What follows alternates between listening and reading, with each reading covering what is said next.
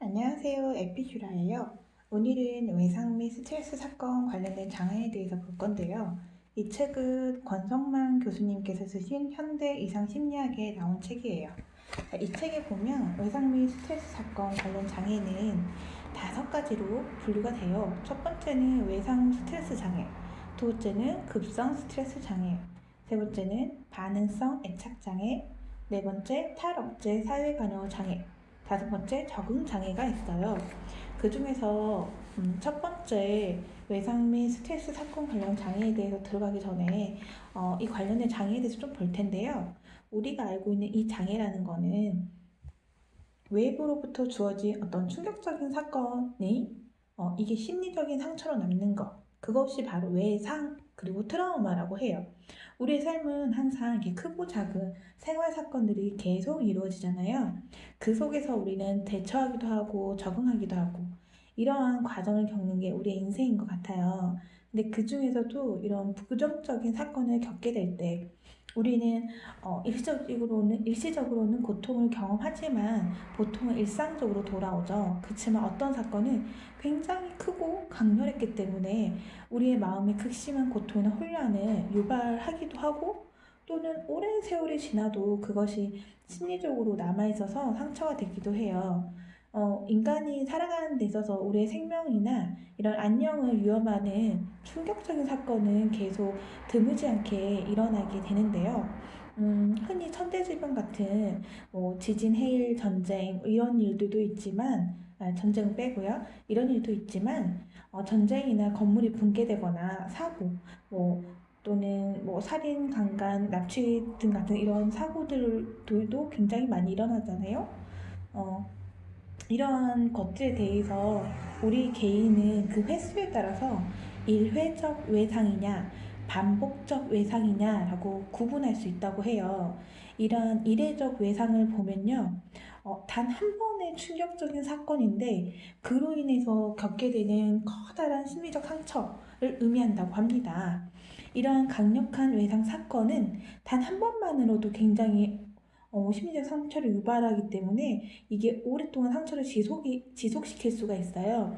그 중에 가장 대표적인 것은 이제 우리나라 같은 경우는 세월호 사건이라든가 아주 예전에 삼풍 백화점 이제 무너졌던 일들 이런 일들도 있고 포항에서 지진이 있었던 것도 있고요. 이런 지진, 해일, 산사태, 화산 폭발과 같은 이런 자연재해가 있어요. 이것이 일회적 외상이라고 할 수 있고요. 두 번째로 아까 제가 말씀드렸던 거,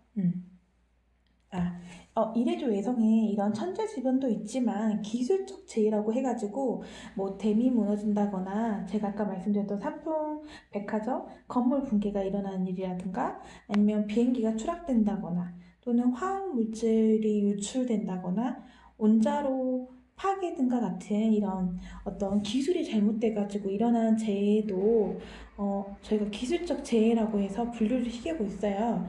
세 번째로는 폭력적 범죄인데 이거는 살인, 폭행, 대부분 범죄 관련된 거예요. 강도, 유괴, 납치. 그리고 네 번째는 사랑하는 사람을 잃게 되는 관계 상실에 대한 그 일회적 외상도 있어요.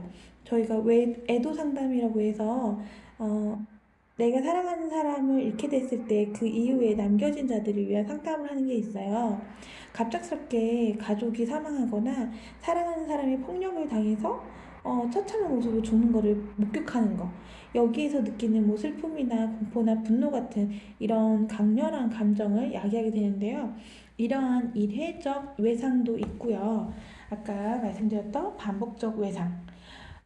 이거는 주기적으로 계속 당하는 학대 같은 거예요. 부모나 친인척으로부터 학대 당하는 일들, 그리고 반복적으로 계속 충격을 받게 되는 아동학대 또는 반복적인 성폭행, 또는 가까운 사람에게 상습적으로 신체나 정서, 성적 학대가 이렇게 이루어지는 것도 반복적 외상이라고 하는데요.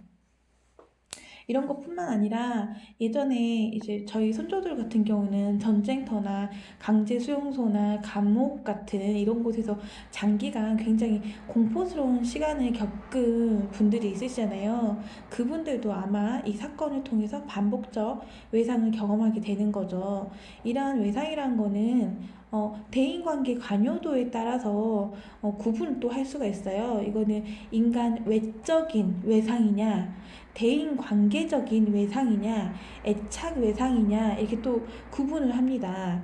대인관계 요소가 이렇게 관련되는 정도에 따라서 이 외상도 어떤 성격적으로 또는 결과가 크게 달라지는데요. 누가 어떤 의도로 어떤 피해를 줬냐에 따라서 그 피해자가 그 느끼는 심리적 충격은 크게 달라져요. 그러니까 인간 외적인 외상 같은 경우는 인간이 아닌 외적인 거예요. 그래서 지진, 뭐 태풍, 산사태, 홍수, 화산 폭발과 같이 인간이 개입하지 않는 이런 자연재해를 의미하는데 이거는 자연에 의해서 일어난 일들이잖아요.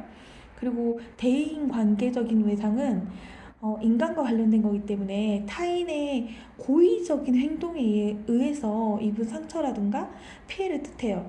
뭐 전쟁도 어떻게 보면 뭐 자국민이 아닌 타국에서 넘어와서 일으키거나 또는 자국 내에서도 같은 이권 다툼 때문에 일어나는 일일 수도 있고요.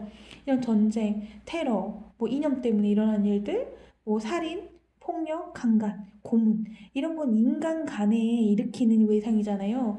이런 거는 대인관계적 외상이라고 해요.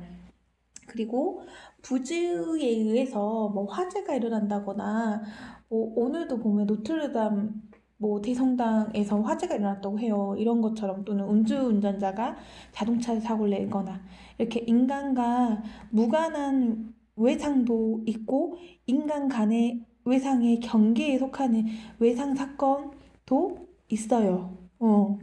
이런 외상들. 그리고 또 애착 외상이라고 해서 이 애착 외상은 뭐 부모나 양육자 같이 정서적으로 굉장히 그 친밀하고 의존도가 높은 관계에서 받은 심리적 상처를 말하는데요.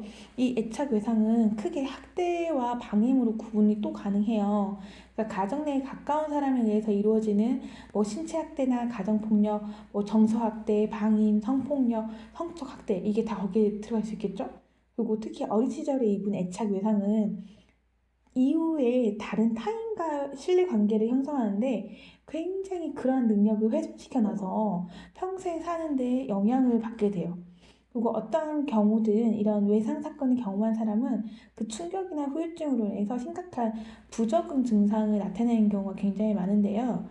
이러한 그 이상심리학에서는 DSM-5라고 해서 여기서 보면 외상 사건을 비롯한 다양한 스트레스 사건의 경험으로 인해서 발생하는 모든 심리적 문제를 외상 및 스트레스 사건 관련 장애라는 이런 하나의 독립된 장애 범주로 분류를 하고 있어요. 그리고 이 장애 범주에서의 특징은 외부 세계에서 주어진 환경적 스트레스 사건, 그에 대한 개인의 부정적 반응이에요. 그래서 아까 말씀드렸던 외상 및 스트레스 사건 관련 장애, 외상 후 뭐 급성 스트레스 장애, 뭐 반응성 애착 장애, 탈억제 사회 관여 장애, 적응 장애가 이렇게 포함됩니다.